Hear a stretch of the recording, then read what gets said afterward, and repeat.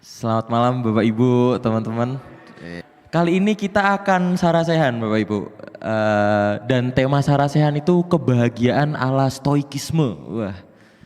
Oke, sebelum kita masuk ke bahasan kita mengenai stoikisme, di sini saya izin memperkenalkan diri terlebih dahulu. Mungkin ada beberapa teman-teman di sini yang belum mengenal saya. Perkenalkan, nama saya Agusta Dwi Kalvari, bisa dipanggil Gusta. Nah, stoikisme itu apa sih? Stoikisme itu secara mudahnya atau secara harfiah itu artinya hidup selaras dengan alam. Weh. Ada yang tahu maksudnya enggak hidup selaras dengan alam? Hidup selaras dengan ciptaan Tuhan. Ini walaupun Bapak sendiri tapi saya enggak kasih contekan ya. Ini jawaban yang menarik karena menurut saya ini sedikit benar gitu. Jadi iya ada benarnya. Jadi alam yang dimaksud di sini adalah seisi semesta, termasuk manusia. Kursi ini adalah bagian dari alam. Binatang bagian dari alam. Debu bagian dari alam. Sedangkan kita sesama manusia itu juga bagian dari alam. Kalau hidup selaras dengan alam, berarti hidup selaras dengan segala isi kosmos yang ada di semesta ini. Gitu. Oke, mungkin saya langsung mengundang Pendeta Bapak Tunggul Gumelar untuk masuk ke sesi pembicaraan kita mengenai kebahagiaan ala stoikisme. Kirain bakal panjang pengantarnya. Wah. Apa ini, Bray? Oke, Bapak Ibu, saya sedikit menambahkan apa yang tadi disampaikan oleh Gusta. Jadi stoikisme itu dari kata stoa ya, stoik, yang sebetulnya arti harafiahnya itu beranda. Ya, begitu ya Gus ya. Yang sebetulnya lagi belajar stoicisme itu sebetulnya Gusta, bukan saya. Saya sudah lewat masanya dan sudah banyak lupanya, tapi Gusta yang lebih fresh sebetulnya. Ya, jadi stoa atau stoik dari kata stoikos itu artinya adalah beranda. Jadi dulu itu di sebuah beranda, di sebuah teras, suatu bangunan yang indah, saya lupa itu bangunan apa. Disitulah seorang tokoh yang bernama Zeno itu mengajar. Nah, Zeno itu siapa? Zeno itu seorang filsuf yang sebetulnya dia belajar pertamanya itu adalah bukan stoicisme tetapi sinisme. Ya. Mungkin Bapak Ibu pernah mendengar kata sinis gitu ya. Sinis itu apa sih? Sinis itu melihat sesuatu secara negatif gitu ya. Melihat sesuatu tuh kayak nggak ada gunanya, nggak ada artinya. Nah, sinisme pun begitu, kurang lebihnya seperti itu. Jadi pernah ada satu kali salah satu tokohnya yang terkenal itu Diogenes. Diogenes ini dikenal juga sebagai filsuf anjing karena memang tingkah lakunya dan kelakuannya itu dia mengikuti anjing. Ya, jadi bukan hinaan tetapi memang dia sendiri yang menempatkan dirinya seperti anjing. Dia tinggal di sebuah tong, ini kita baru bahas sinismenya ya, belum ke stoicismenya ya. Dia tinggal di sebuah tong besar dengan pakaian yang ada aja. Dia makan sembarang dia bisa makan. Berdasarkan kepengennya dia apa. Oh, saya pengen makan ayam, ya udah dia cari ayam. Saya pengen makan roti, ya dia cari roti. Jadi sinisme itu dia orang-orang yang sinisme itu, penganut sinisme itu, mereka punya pandangan bahwa kita harus meninggalkan segala jenis bentuk kemapanan ya, untuk mencapai kebahagiaan. Ini sinisme. Ya, harus meninggalkan kemapanan untuk memperoleh kebahagiaan. Dan kebahagiaan itu bisa didapat ketika apa? Ketika dirinya manusia itu bisa menentukan sendiri mana yang baik untuk dirinya. Termasuk makanan, minuman, pakaian, tempat tinggal. Jadi pernah satu kali Diogenes itu dia sedang berjemur di samping tongnya dia, tempat tidurnya dia sedang berjemur menikmati matahari. Lalu datanglah Alexander Agung, ya, seorang kaisar yang ternama di zaman itu. Lalu kemudian Alexander Agung dia berdiri persis di depannya Diogenes. Ditanyalah sama si Alexander Agung, apa yang kamu butuhkan? Biasa ya seorang politikus kan menawarkan bantuan. Apa yang kamu butuhkan? Jawabnya Diogenes, geser sedikit ke kanan Pak, Bapak menghalangi sinar matahari saya. Sinisme. Dia punya tujuan sendiri, dia punya arah hidup sendiri, dia nggak butuh orang lain. Itu sinisme. Yang kemudian dipelajari oleh Zeno dan oleh Zeno sebetulnya dikasih bumbu-bumbu lain. Ya. Tapi basicnya tetap sama. Hidup ini seperti yang tadi dikatakan Gusta, berada di dalam tataran kosmik. Kosmos bahasa Yunaninya. Kosmos itu apa? Kosmos itu kebalikan dari chaos. Chaos itu apa? Kacau, perpecahan, kehancuran. Dari chaos menuju kosmos itu kalau peristiwa penciptaan di dalam Alkitab kita ya, dari chaos menuju kosmos, dari yang tadinya berantakan ditata oleh Allah. Nah, Stoa, sinisme dan rekan-rekannya di zaman Helenis itu, mereka sangat menekankan akan pentingnya kosmos. Bahwa segala sesuatu di alam semesta ini sudah diatur. Jadi ibaratnya ada jagat besar, ini kalau versinya orang Jawa, ada jagat gedenya, ada makrokosmosnya, manusia itu mikrokosmos. Kita ini saling terikat. Saya dengan Gusta ada ikatan batin yang mungkin tidak terlihat. Jadi kalau misalnya nanti begitu selesai acara ini, Gusta jatuh di depan, itu ada kaitannya dengan kita. Dan apakah kita harus memikirkan Gusta yang jatuh? Enggak perlu. Karena itu bagian dari ketertataan kosmos. Nah, itu yang saya tambahkan untuk bagian awalnya ya. Jadi stoa itu dari kata stoikos yang artinya beranda. Jadi memang dulu penyampaian pertamanya, pelajarannya itu disampaikannya di beranda. Dari Zeno kemudian stoicisme ini berkembang dan semakin diperlengkapi oleh tokoh-tokoh yang lain. Seperti misalnya ada Aurelius, dia seorang kaisar Romawi. Lalu ada lagi Epictetus. Epictetus itu seorang budak yang kemudian menjadi filsuf. Menarik ya, yang satu kaisar, yang satu budak. Biasanya filsuf atau orang-orang yang mempelajari filsafat itu kan biasanya di kelas-kelas khusus ya. Kalau dia orang pinter ya sudah orang pinter aja. Tetapi Stoa ini menarik karena dia mencakup berbagai lapisan masyarakat. Dari yang kaisar sampai yang budak. Ada lagi misalnya Seneca, ya ini bukan vaksin ya. Seneca ini juga nama filsuf, dia juga penganut Stoa, penganut Stoik. Dia juga orang yang dekat dengan pemerintahan sampai-sampai dulu sebelum Nero menjadi segila yang kita dengar, dia pun dinasihati sama Seneca. Jadi Seneca ini penasihatnya Nero ya, di masa-masa emasnya sebelum menjadi ya itulah membakar kota Roma dan lain sebagainya. Oke, itu yang bisa saya tambahkan dulu. Begitu Gus. Oke, terima kasih Bang Langsung Tunggul. selesai ya? Langsung selesai. Tapi mungkin tadi menarik sih. Bahasan dari Bang Tunggul itu mungkin lebih ke sejarah bagaimana terbentuknya Stoa gitu, bisa diartikan gitu nggak Bang? Ya kurang lebihnya begitu. Oke, nah lalu Stoa ini sendiri ya, itu bagi Bang Tunggul tuh definisinya apa sih? Kalau buat saya pribadi ya yang paling kental dari Stoa itu kan sebetulnya adalah bagaimana manusia itu menghadapi penderitaan. Jadi gagasan utama dari kaum Stoik ini adalah, jadi selain bicara tentang filsafat yang begitu abstrak, ya, filsafat kan biasanya pikiran kita langsung ngomongin yang abstrak. Stoa enggak. Stoa tuh ngomongin yang praktis-praktis. Gimana sih caranya kita menghadapi penderitaan? Gimana sih caranya kita menghadapi kesulitan-kesulitan hidup? Gimana sih kita bisa menjadi warga negara yang baik? Gimana sih kita menjadi pribadi yang lebih baik lagi? Jadi itu, jadi Stoa itu sesuatu yang memang dia praktis, dia erat hubungannya dengan manusia, erat hubungannya dengan keseharian manusia, itu ya. Dan sangat mudah diterapkan. Pada prinsipnya Stoa itu sangat mudah untuk diterapkan. Jadi mencoba untuk menjawab tentang penderitaan, tentang pergumulan secara rasional. Nah nanti kita bisa lihat lebih dalam lagi sih itu.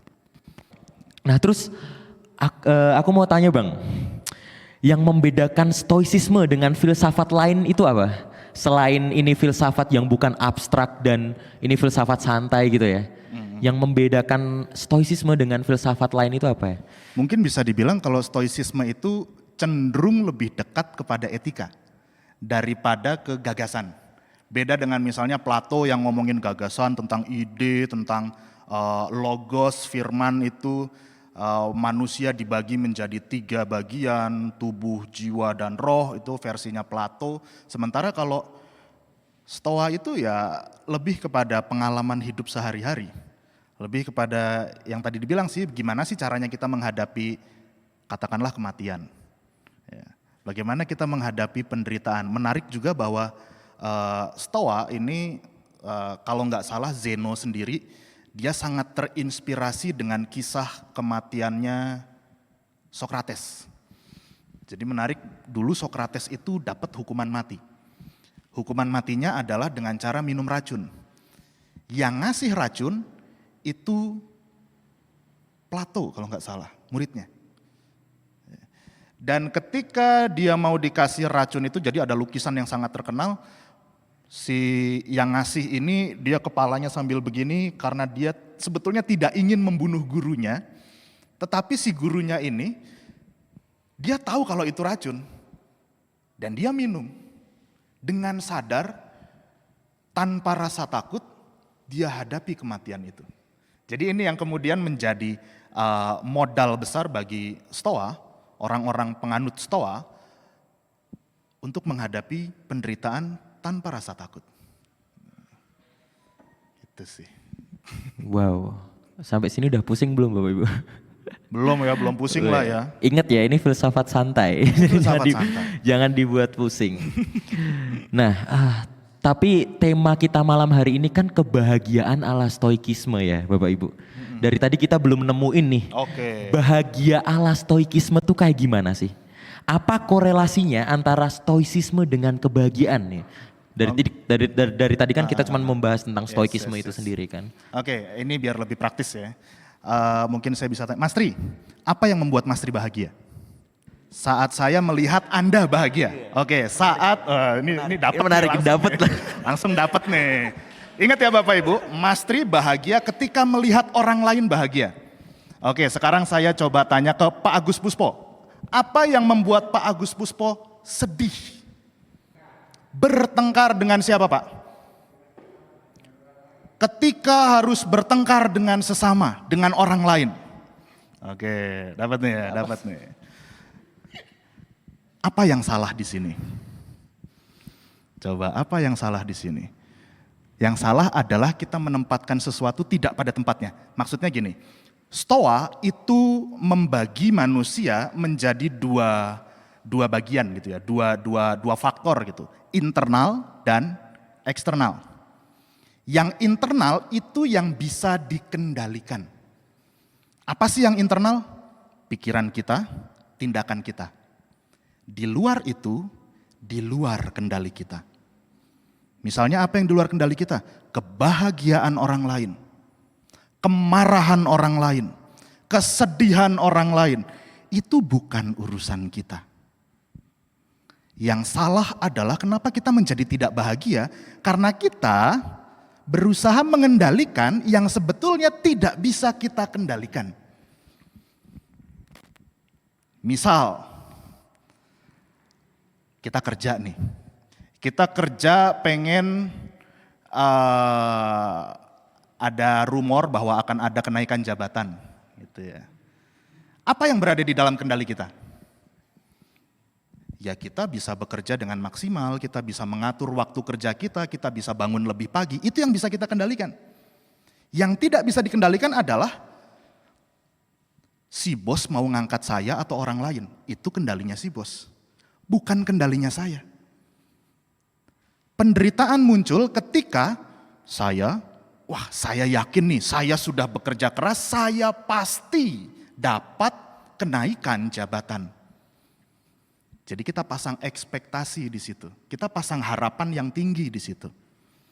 Jadi penderitaan itu muncul pertama karena kita salah menempatkan yang bisa kita kendalikan. Yang kedua, kita punya ekspektasi yang tinggi terhadap sesuatu yang salah tadi, yang tidak pada tempatnya. Ketika ternyata, oh Pak Bos ternyata mengangkat sahabatku sendiri. Di situ kita kecewa, di situ kita menderita, di situ kita merasa kalah, di situ kita merasa nggak berguna, di situ kita merasa nggak berdaya. Bisa jadi kita malah jadi musuhan sama sahabat kita. Kok jadi elu sih yang naik jabatan? Kan gue yang udah kerja keras. Kok si Pak Bos nggak bisa ngerti sih? Kita dipenuhi dengan keluhan. Padahal orang-orang Stoa itu sangat menghindari yang namanya mengeluh. Karena kita bisa mengendalikan keluhan-keluhan kita. Nah jadi bagaimana orang Stoa itu menemukan kebahagiaannya? Saat kita membatasi diri kita untuk mengendalikan yang bisa kita kendalikan. Kita mengendalikan yang bisa kita kendalikan dan kita menakar. Menakar dalam arti kita membuat ekspektasi itu yang gak usah yang tinggi-tinggi lah.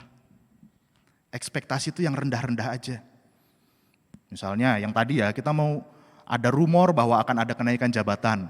Ada berita bahwa akan ada kenaikan jabatan. Ya sudah, kita mulai pikirkan, kalau misalnya nanti ternyata sahabatku yang dapat, reaksiku gimana ya? Kalau misalnya nanti ternyata Pak Bos milihnya orang lain, aku harus gimana ya? Itu sesuatu yang bisa kita kendalikan. Jadi kita mikir negatifnya. Nah ini menariknya, jadi Stoa sekalipun terlihat sangat positif, tetapi sebetulnya di dalam di dalam pengaplikasiannya, mereka nurunin standar. Nurunin standar ekspektasi supaya apa? Supaya kalau jatuh nggak sampai nggak berdaya banget gitu lah. Oh ya ternyata memang temanku kok yang dipilih, ya sudah. Nggak beban juga. Tapi kalau ternyata oh aku yang dipilih, justru senengnya lebih lagi. Ya. Karena tadi ekspektasinya sudah diturunkan.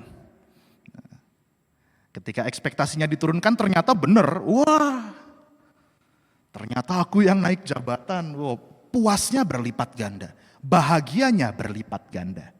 Jadi itu hubungan antara ini ya, Stoa dengan kebahagiaan. Jadi kebahagiaan itu dicapai ketika kita bisa mengendalikan apa yang bisa kita kendalikan, kita bisa menurunkan ekspektasi, bahkan kalau bisa tidak perlu berekspektasi sekalian. Nah, ini versinya Stoa ya, tidak perlu berekspektasi sekalian. Jalani hidup ya sudah, seiring dengan, nah ini lagi, kembali ke prinsip yang pertama, tatanan kosmos. Tadi menarik yang di paper lo itu, kenapa sih orang tidur terus gitu ya? Kenapa nggak menyontoh kepada burung-burung gitu ya, hewan-hewan yang lain? Keberadaan diri kita sebagai bagian dari tatanan semesta, yang mestinya bisa melakukan yang baik gitu. Oke itu sih. Kaitannya dengan kebahagiaan. Jadi yang paling menonjol memang dari Stoa itu adalah dikotomi kendali. Ada hal-hal yang bisa kita kendalikan dan ada hal-hal yang tidak bisa kita kendalikan. Dan kalau dibilang apakah saya seorang Stoa juga? Enggak sih. Saya juga bukan seorang Stoa. Tidak sepenuhnya Stoa, tidak. tapi ada beberapa hal yang mungkin Bapak Ibu juga mengalami hal itu. Oh ternyata saya punya pikiran yang sama. Ternyata ini cocok ya. Nah, yang namanya filsafat itu selalu seperti itu. Filsafat itu sesuatu yang mungkin kedengarannya asing buat kita gitu ya. Tapi sebetulnya itu sangat relate. Bisa jadi sangat relate. Setiap orang punya filsafatnya sendiri. Punya falsafah hidupnya sendiri. Gitu ya. Menurut Mas Tri tidak salah, tapi menurut Stoa itu salah.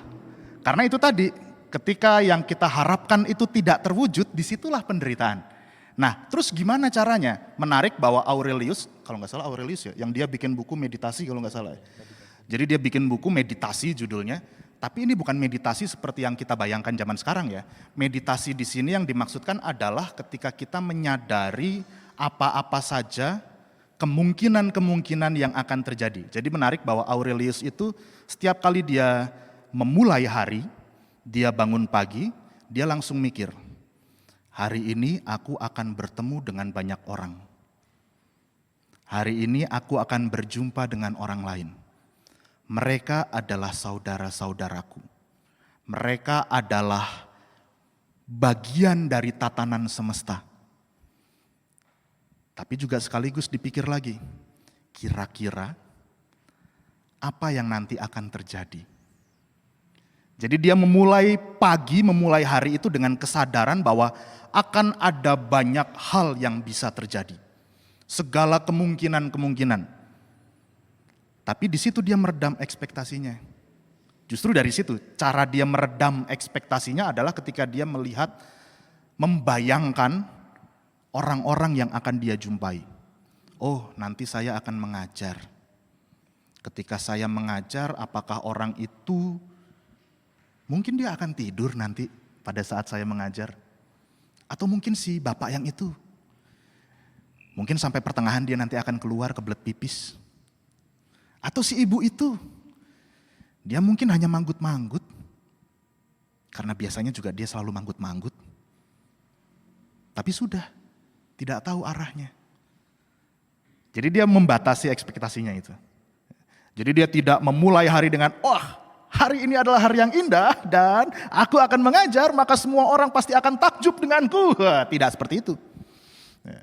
Tidak dengan ambisi yang besar seperti itu.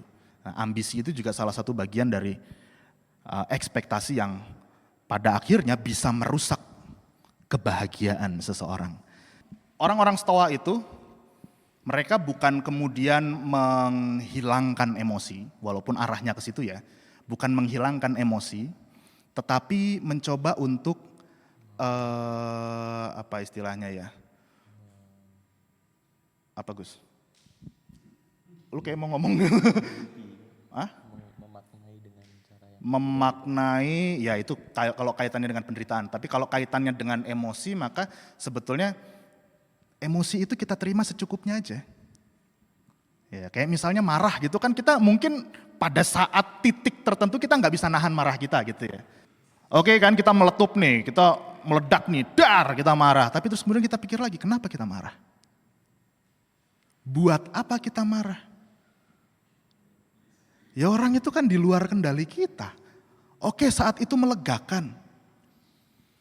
Tapi apakah terus kalau melegakan terus kita marah-marah terus sepanjang perjalanan? Nggak ada gunanya. Perjalanan menjadi tidak indah kalau seperti itu. Hilang bahagianya. Niatnya pengen jalan-jalan, gara-gara pagi-pagi ban mobilnya pecah, wah marah-marahnya seharian. Nah ini berarti salah menempatkan kendali. Nah, Stoa berusaha menjawab itu, termasuk penderitaan. Penderitaan itu bagian dari siklus alam. Kenapa ada tsunami, kenapa ada bencana alam, kenapa orang yang kukasihi meninggal. Itu bagian dari tatanan alam. Dan kita cukup mengikuti saja. Nah ini Stoa, cukup mengikuti saja alurnya. Nggak perlu repot-repot mikirin, aduh gimana ya nanti ya besok aku makan apa ya ketika dia sudah nggak ada, aduh aku nanti harus ngapain ya. Itu di luar. Gitu ya. Oke, guys.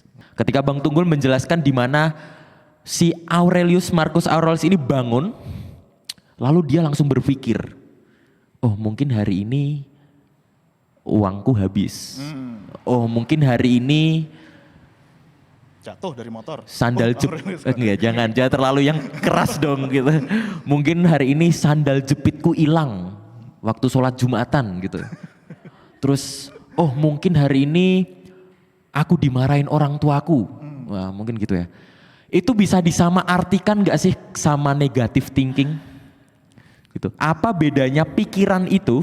Pikiran kita bangun tidur memikirkan segala hal yang konotasinya buruk mungkin terjadi dengan negative thinking. Nah Sebenarnya ini sih, ya, karena menurut aku masih banyak orang yang belum bisa membedakan ini antara negative thinking dan itu tadi. Beda ya, ini bukan negative thinking tapi menurunkan standar itu tadi.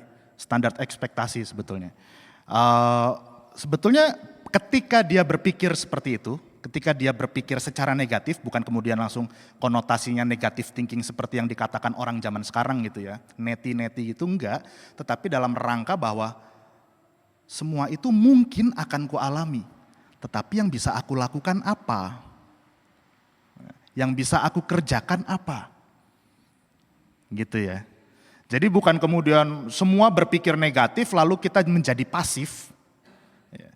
Nerimo semuanya, dalam filsafat Jawa kan juga ada nerimo, jadi mau apapun kondisinya ya sudah kita terima saja secara pasif, Stoa agak sedikit berbeda, sekalipun sama-sama nerimo. Nerimo sesuatu yang mungkin buruk. Dia tetap aktif. Bahwa aku punya potensi, aku punya kendali atas diriku.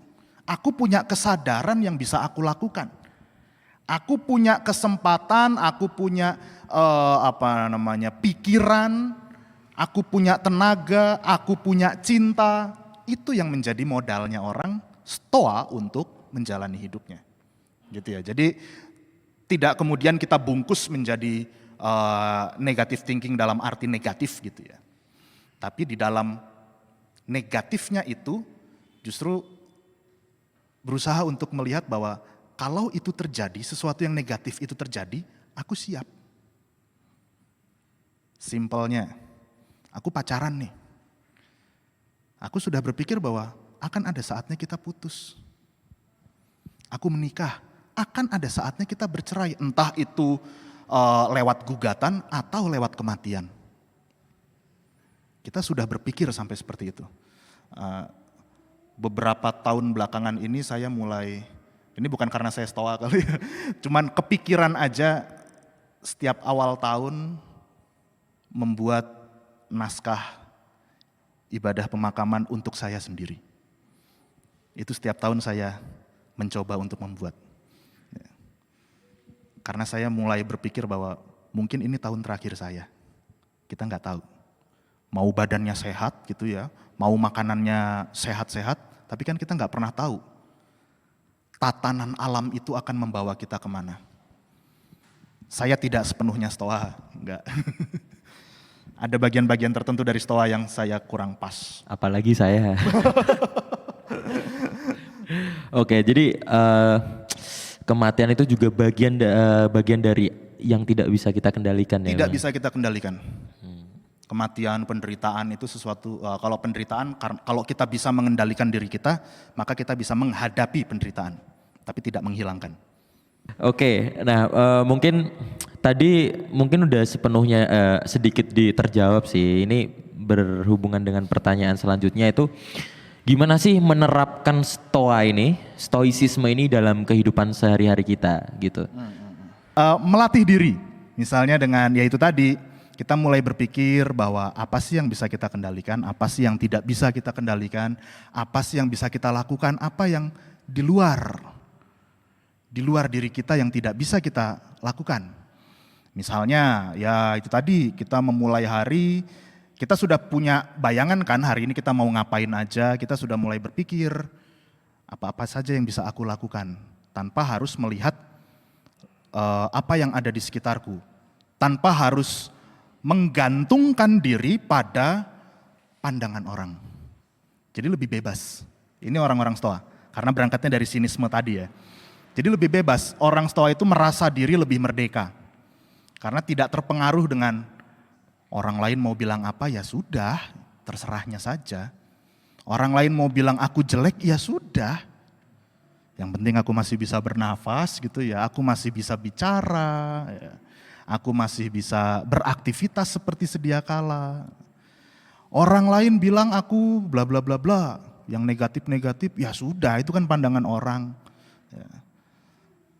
Itu jadi yang pertama sih itu ya, melatih diri, lalu kemudian belajarlah untuk, ini kalau mau menjadi seorang stoa gitu ya, belajarlah untuk merasa cukup. Ya. Kalau minggu lalu kita belajar Ugahari, sebetulnya beberapa prinsipnya itu pun ada dalam stoa. Ya, merasa cukup. Kalau memang kita merasa sedih, ya sudah, sedihlah secukupnya. Kalau kita mau merasa marah, marahlah secukupnya. Nggak usah over. Kalau kita mau membuat tugas misalnya, tugas kuliah gitu ya, nggak usah langsung berharap bahwa, wah ini nanti hasilnya akan baik di mata dosen. Nggak usah, secukupnya aja. Jadi menjalani hidup dengan rasa cukup. Sederhana bahkan. Kalau bisa malah menjauhi kemapanan sekaligus seperti yang ditanamkan dalam sinisme kan juga seperti itu. Itu sih beberapa, sebetulnya masih ada banyak banget. Kita bicara stoa itu kan sebetulnya luas banget ya. Ini menarik juga bahwa stoa itu masa keemasannya itu terjadi di sebelum kelahiran Yesus sampai di zaman Yesus. Jadi banyak sekali pemikir-pemikir Kristen yang melihat teks-teks kitab suci kita ini terpengaruh juga dengan Stoa. Apa yang kamu kehendaki orang lain perbuat bagimu, lakukanlah itu. Ini kan mirip-mirip pandangannya Stoa ya. Orang lain mau melakukan apa itu di luar kendali kita, tapi kita bisa melakukan sesuatu yang menurutku baik gitu. Apa yang kamu kehendaki orang lain lakukan untukmu, untukku maksudnya, ya lakukanlah dulu. Kasihilah sesamamu manusia seperti dirimu sendiri. Gak usah kita ngomongin kasihi sesama dulu kalau kita belum bisa menerima diri kita. Kita sudah mencintai diri kita belum? Kita sudah menerima keberadaan diri kita belum? Memang kemudian diperkaya di dalam kekristenan. Berhubung saya orang Kristen maka saya mengatakannya diperkaya. Mungkin kalau saya seorang Stoa sejati saya akan mengatakan oh justru kekristenan itulah yang diintimidasi oleh Stoa. Bahasanya lebih negatif mungkin aja. Gitu. Oh satu lagi. Menarik juga bahwa Stoa itu, kalau nggak salah Aurelius yang pernah bilang bahwa kita ini perlu untuk melihat dari sudut pandang seekor elang, eagle view. Jadi kita perlu menarik diri ke atas, baru kita lihat sekitar kita. Semua masih sesuai dengan tatanannya apa enggak? Jadi menjadi seorang Stoa untuk menerapkannya itu adalah ketika kita mencoba untuk melihat dari jauh. Kita mungkin sekarang marah, kita mungkin sekarang merasa menderita. Coba kita lihat dari atas. Semenderita itukah kamu? Sehancur itukah kamu? Apakah tidak ada potensi dalam dirimu? Jadi ibaratnya kita sedang bicara dengan diri kita yang ada di bawah. Kita melihat dari atas. Eagle view. Begitu Mas Gus. Terima kasih Mas Tung. Tadi sudah Bang Tunggul udah menyinggung-nyinggung tuh ya tentang masuk ke Kristen. Tadi tentang ayat Alkitab. Apa tadi? Kasihlah sesamamu manusia seperti engkau mengasihi dirimu sendiri. Wah. Nah, hilang. Oh ini. Nah, bagaimana sih kita itu mengaitkan stoikisme ini dengan Kristen dan keyakinan yang ada di alam semesta ini gitu ya. Oke, ya sekali lagi bahwa yang namanya filsafat itu bukan agama. Filsafat barat ya, beda dengan filsafat timur. Filsafat barat itu yang dimulai dari Yunani, kemudian dibawa dengan Romawi, sampai akhirnya menjamur di Eropa. Itu barat. Timur itu didominasi di kawasan Tiongkok. Kalau barat ini sama sekali tidak bicara tentang agama walaupun ada yang sifatnya teologis. Teologis bukan agama gitu ya. Sementara kalau filsafat timur ini sangat-sangat erat, kental dengan agama. Jadi filsafat timur misalnya Taoisme itu kan menjadi agama pada akhirnya. Apa? Nggak tahu gue kalau itu. Ya itulah, misalnya Tao, ya Sufi-Sufi itu Timur Tengah nanti lain lagi, jalurnya lain lagi. Barat ini sangat menekankan rasio, empiris dan lain sebagainya. Nah, bagaimana hubungannya dengan agama-agama? Menarik juga bahwa Stoa itu lahir yang tadi saya katakan ya, itu di masa peralihan sebetulnya. Masa peralihan dari kejayaannya Yunani, tapi kemudian karena kekaisaran Romawi itu lebih besar dan menjajah secara lebih luas, maka di situ terjadi percampuran. Di situ terjadi perpaduan antara filsafat, ilmu pengetahuan, sains, dan agama yang saat itu berkembang adalah Kristen. Jadi Kristen saat itu berkembang pesat, walaupun dalam tekanan Yahudi juga, tapi ini menjadi satu. Semua seperti campur aduk. Jadi kalau dulunya itu pusatnya filsafat itu hanya di Yunani, ibaratnya alun-alun kota itu untuk berfilsafat gitu ya. Nah sekarang ketika Romawi ini sudah menjajah, ini masuk dalam periode Helenis, pengaruh Yunani di seluruh kekaisaran Romawi, ini yang namanya alun-alunnya orang Yahudi pun bisa menjadi pusat filsafat. Paulus banyak sekali bersinggungan dengan filsuf-filsuf. Dan filsafat yang saat itu berkembang bukan hanya Stoa. Jadi di masa Helenis ini ada beberapa yang saya ingat, ya tadi sinisme itu, lalu kemudian ada stoicisme, ada lagi yang namanya mistisisme. Nah kalau ditanya saya apakah saya seorang stoik atau seorang mistik, mungkin saya akan lebih condong ke mistik. Jadi mistik itu, Yesus pun seorang mistikus gitu. Ketika Yesus mengatakan aku bersabda, aku berkata, semua mengacunya kepada diriku. Aku di dalam Bapa, Bapa di dalam aku. Mistik. Mistik. Sementara yang lain mencoba menjabarkan secara rasional, Yesus masuknya ke ranah yang mistik. Nah, perpaduan-perpaduan antara agama yang saat itu sedang muncul adalah Kristen juga sebetulnya seperti tadi dikatakan bahwa Paulus pun banyak membawa. Seperti misalnya di sini saya comot ya, 1 Korintus 10 ayat 13 yang mungkin juga kita kenal gitu ya. Pencobaan-pencobaan yang kamu alami ialah pencobaan-pencobaan biasa. Tidak melebihi kekuatan manusia. Artinya apa? Kita punya kendali. Sampai pada titik yang ini. Sebab, ada kelanjutannya, ini bumbu Kristennya. Sebab Allah setia dan karena itu ia tidak akan membiarkan kamu dicobai melampaui kekuatanmu. Pada waktu kamu dicobai, ia akan memberikan kepadamu jalan keluar sehingga kamu dapat menanggungnya. Salah satu masalah yang dihadapi Stoa dan kekristenan pada saat itu adalah penderitaan. Kita nggak bisa menghilangkan penderitaan. Ya, kita nggak bisa menghilangkan penderitaan, tapi kita bisa mengubah persepsi kita tentang penderitaan. Ini ciri khasnya Stoa dan Kristen di zaman itu. Jadi alih-alih menghilangkan penderitaan, yang kita lakukan adalah kita memaknainya. Oh, bahwa ini adalah bagian dari tatanan alam. Tatanan alam itu kan bahasanya orang filsafat, bahasanya orang Kristen, ya ini ada karena bagian dari rencananya Allah. Ini semua berada di dalam kendalinya Allah. Menarik bahwa para filsuf, orang-orang Yunani, kepercayaannya Yunani itu mereka mengacu bahwa tatanan kosmos ini diatur oleh logos. Logos. Logos di dalam Kristen ini mengacu kepada siapa? Kristus. Sang logos, sang firman yang hidup.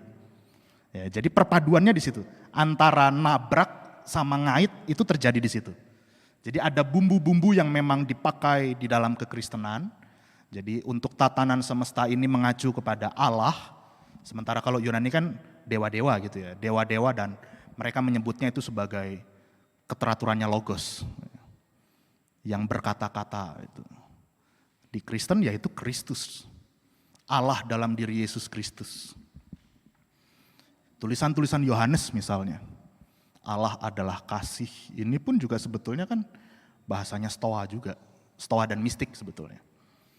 Allah adalah kasih dan sumber kasih.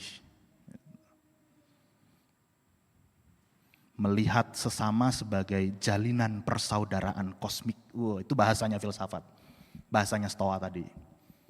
Begitu. Oh. Ini ayat favoritnya orang Kristen nih. Pencobaan-pencobaan yang kamu alami ialah pencobaan-pencobaan biasa. Oh, yang biasa dipasang ke bio Instagram itu ya. Satu core status. Biar stoa mungkin. Biar stoa. Biar Kristen kestoa-stoaan gitu. Oke, udah pada ngantuk belum ya ini, Bang? Tapi bentar, ini dari tadi kan kita melihat sisi baiknya Stoa ya. Saya sendiri karena saya bukan Stoa sejati dan saya merasa diri saya bukan Stoa, ada beberapa kritik yang memang harus diajukan kepada Stoa. Misalnya, itu tadi, bahwa orang-orang Stoa ini mereka lebih memilih bukan untuk menghilangkan atau meredam, setidaknya meredam penderitaan, tetapi lebih kepada mengubah persepsi tentang penderitaan. Karena kita bisa mengendalikan diri kita, betul, Misalnya macet gitu ya. Kita lagi naik mobil atau naik motor, macet total, bret. Kita bisa mengendalikan diri kita, oh macet ini mungkin karena ada sesuatu yang di luar kendali kita lah, kita terima aja. Ya, terima nasibnya gitu ya. Kenapa kita nggak berpikir untuk gimana caranya supaya kita mengurai kemacetan itu? Mungkin akan terjadi di luar ekspektasi kita, oh bahwa ternyata di depan sana ada kecelakaan besar. Tapi setidaknya kan karena saya bukan seorang stoa sejati ya, daripada kita mengubah persepsi, kenapa kita nggak coba untuk, ayo tangani bersama. Pohon tumbang, ayo kita angkat bareng-bareng. Itu bukan urusanmu doang, itu urusanku juga. Jadi itu ya, salah satu kritik saya adalah bahwa orang-orang stoa ini cenderung untuk, dalam tanda petik, seperti tidak peduli pada akhirnya. Itu urusan orang. Gusta datang ke tempat saya misalnya, terus dia curhat masalah-masalah hidupnya. Ya, itu kan di luar kendali saya ya. Itu urusanmu Gus. Itu orang stoa. Jadi sisi kelamnya stoa seperti itu. Pada titik ekstrim ya, tidak semua stoa seperti itu. Tapi pada titik ekstrim dia sangat menyerupai sinisme.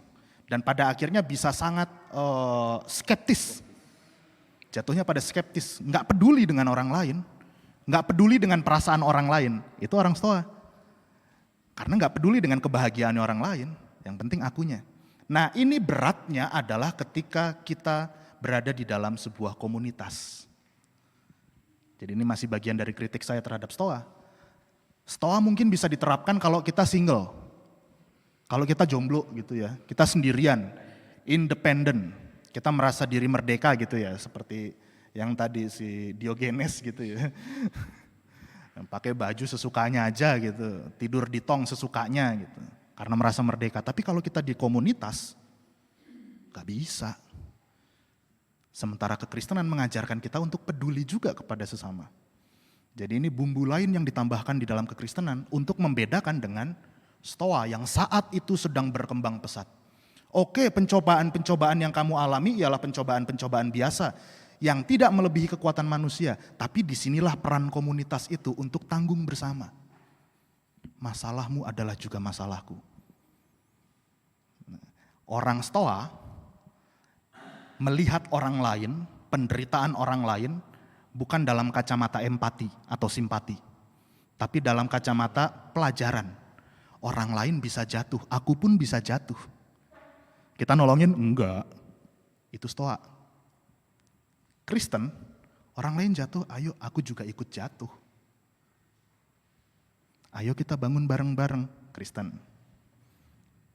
Saya Kristen. Saya juga. Saya bukan stoa, Pak. KTP saya Kristen, bukan stoa. Enggak tahu kenapa ini temanya stoa. Jadi gitu ya, di samping hal-hal positif yang bisa kita petik, ya, pada titik-titik tertentu kita memang bisa mengendalikan diri kita. Tapi pada titik lain kita juga perlu peduli terhadap sesama. Ya.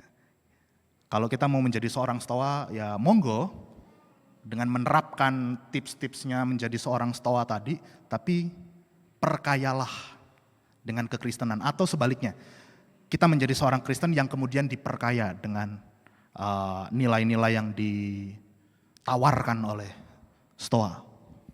Begitu.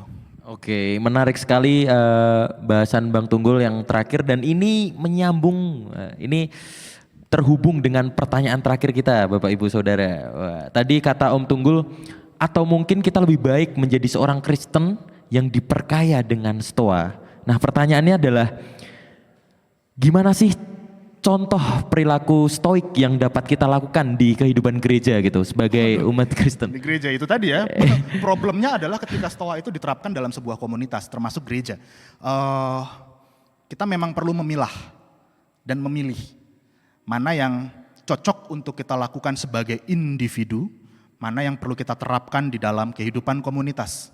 Secara individu oke, kita nggak perlu pusing dengan pikiran orang, kita nggak perlu pusing dengan pandangan orang. Ya. Kita punya kendali atas diri kita, itu oke. Tapi di dalam komunitas maka ada hal lain yang sebetulnya bisa kita petik. Ya, kalau yang tadi berlaku untuk individu, orang per orang, maka hal yang bisa kita petik dari stoa, ya misalnya tadi bahwa segala sesuatu itu tidak terjadi selamanya. Segala sesuatu itu sementara. Ingat di masa pandemi yang kita jalani, di masa itu juga stoicisme itu muncul lagi ke permukaan di Indonesia. Gaya hidup stoicisme itu muncul lagi di masa pandemi. Gereja pun perlu belajar. Belajar apa? Menghadapi perubahan ala Stoa. Orang Stoa ada perubahan, mereka enggak kemudian langsung panik, stres, muntah-muntah, sakit, keringat dingin. Enggak, mereka menghadapi dengan tenang karena punya pengendalian. Gereja juga sebetulnya di masa pandemi ini menjadi tantangan buat gereja untuk selalu siap menghadapi perubahan. Kalau dulu ekspektasi kita besar, wah gereja ini dihadiri oleh jutaan orang. Pandemi bikin kita hancur, ya kan? Pandemi bikin kita hancur, gak ada orang datang ke gereja. Untuk pulihnya lagi pun pelan-pelan banget. Gak bisa langsung jebret, langsung banyak, gak bisa. Kita mesti pelan-pelan. Dan kita belajar berdamai dengan perubahan itu. Itu yang perlu kita petik dari Stoa, bagaimana kita beradaptasi dengan perubahan. Bukan dengan menuntut jemaatnya, tapi dari apa sih yang bisa pribadi lepas pribadi lakukan. Apa sih yang aku rasakan ketika aku dekat dengan Tuhan? Karena tatanan kosmos itu kan tadi menjadi prinsip pentingnya, pondasinya orang-orang Stoa. Dan itu juga yang perlu kita bawa. Apa sih yang sudah Tuhan kerjakan di masa pandemi ini? Di masa dengan penuh perubahan yang terjadi, di masa yang penuh dengan ketidaksiapan, ternyata semua berjalan dan kita masih bisa menghadapinya. Kita mungkin kehilangan orang-orang yang kita kasihi, tapi kita masih bisa mengendalikan diri kita. Syukur kita apa? Itu mungkin yang bisa ditanamkan dalam komunitas kita sebagai gereja. Gereja yang terus berubah juga dengan situasi. Kita menyesuaikan diri. Walaupun mungkin tidak sehebat gereja-gereja lain, karena gereja lain ya di luar kendali kita, mereka punya potensi sendiri. Kita punya alat yang ada, kita mencoba beradaptasi dengan situasi yang ada, kita pakai yang ada. Kita punya tenaga-tenaga yang ada, ya kita pakai tenaga-tenaga yang ada. Ya, mungkin ini untuk menutup kali ya, gue berbagi sesuatu untuk menutup. Boleh, silahkan. Oke, Bapak Ibu, ini adalah doanya Reinhold Niebuhr. Reinhold apa Richard? Reinhold Niebuhr. Dia seorang pendeta, dia seorang teolog, dia seorang filsuf juga, dia seorang etikus juga, yang juga terpengaruh dengan Stoa. Ya Allah, berikanlah kami keheningan dalam hati untuk dapat menerima yang tidak bisa kami ubah, keberanian untuk dapat mengubah yang bisa kami ubah, dan kebijaksanaan untuk membedakan keduanya.